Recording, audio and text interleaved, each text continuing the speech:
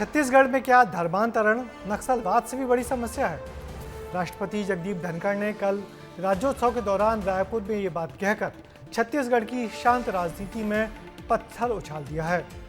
कांग्रेस ने राष्ट्रपति के इस बयान पर बीजेपी सरकार को जमकर घेरा।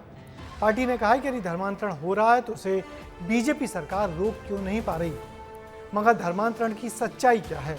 पिछले सालों में धर्मांतरण के कितने मामले आए और कोई कानून है क्या इस धर्मांतरण को रोकने का छत्तीसगढ़ में? इन सारे सवालों का जवाब के लिए देखिए ये रिपोर्ट। छत्तीसगढ़ प्रदेश दो सबसे खतरनाक बीमारियों से जूझता आया है। पहला नक्सलवाद और दूसरा धर्मांतरण। इस बार धर्मांतरण के मामले ने तूल तब पकड़ी जब उपराष्ट्रपति जगदीप धनखड़ ने एक बयान दिया। आस्था परिवर्तन का घिनौना और घृणित क्रिया संपन्न हो रहा है। उपराष्ट्रपति छत्तीसगढ़ राज्योत्सव में शामिल होने पहुंचे थे। इस दौरान उन्होंने नक्सलवाद से ज्यादा खतरनाक धर्मांतरण को बता दिया।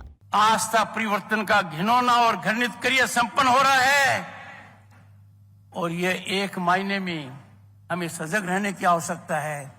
संस्थागत तरीके से हो रहा है, धन बल के आधार पर हो रहा है, एक उद्देश्य के लिए हो रहा है। भोलेपन का फायदा उठाया जा रहा है। भारत की आत्मा को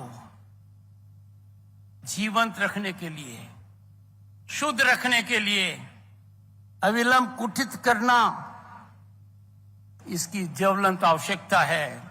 सजग रहिए,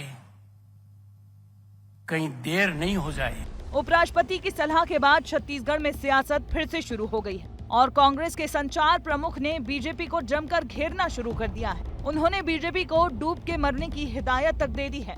देश के उपराष्ट्रपति जो भारतीय जनता पार्टी की पृष्ठभूमि से ही आते हैं, उन्होंने छत्तीसगढ़ में धर्मांतरण को लेकर चिंता व्यक्त की है। पिछले एक साल से लगभग 11 महीने हो गया छत्तीसगढ़ में भारतीय जनता पार्टी की सरकार है और लगभग 11 साल से देश में भारतीय जनता पार्टी की सरकार है।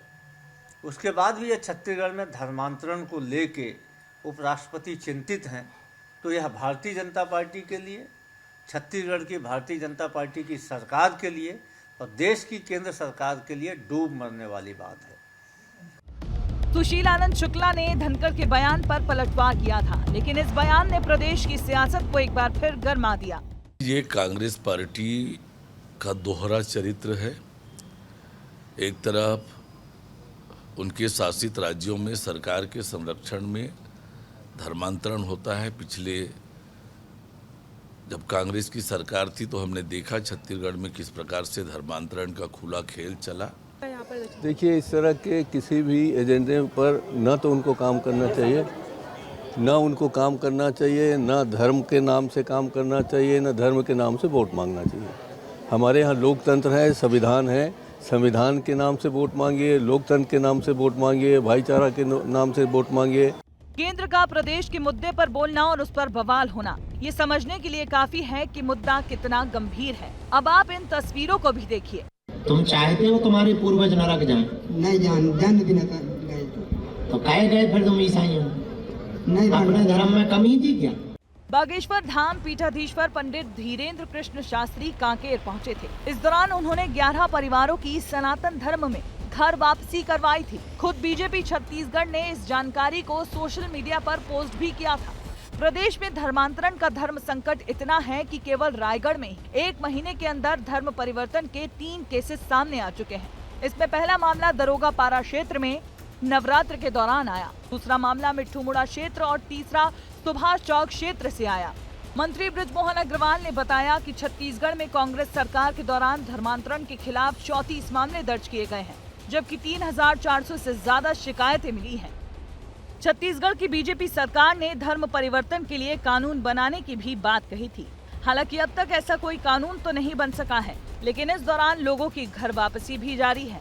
राज्य की करीब 32% आबादी आदिवासी है। इसमें सरगुजा बस्तर के ग्रामीण इलाकों में रहने वाले आदिवासियों के लिए धर्मांतरण बहुत बड़ा मुद्दा है।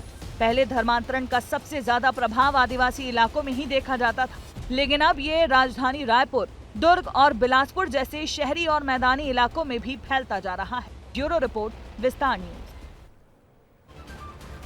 मध्य प्रदेश में तो धर्मांतरण को रोकने के लिए सरकार ने कानून बनाया है। मगर छत्तीसगढ़ में ऐसा कोई कानून बीजेपी और कांग्रेस की सरकार नहीं बना पाई, जबकि छत्तीसगढ़ के आदिवासी इलाकों में धर्मांतरण के मामले लगातार आते रहते हैं और जिससे निपटना किसी भी सरकार के लिए हमेशा चुनौती रहा है।